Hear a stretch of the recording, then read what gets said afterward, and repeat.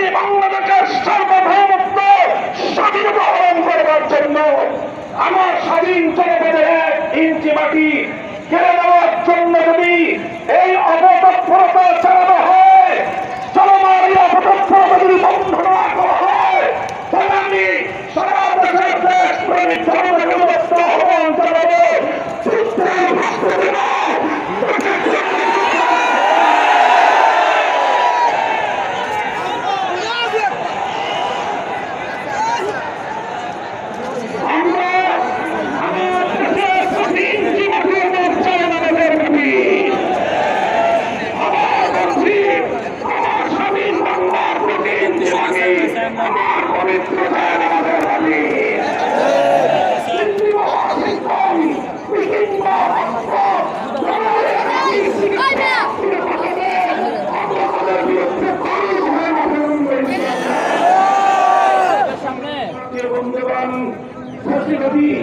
আওয়ামী লীগকে সন্ত্রাসী সংগঠন হিসেবে ঘোষণা করবার যে দাবি জানানো হয়েছে, মনে করবেন না এটা আমাদের দুর্বল কোন দাবি।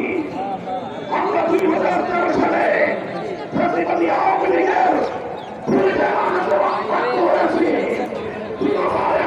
আমাদেরকে হত্যা করেছে, বছরের পর বছর বিনা বিচারে আমাদেরকে কারারুদ্ধ করে রেখেছে।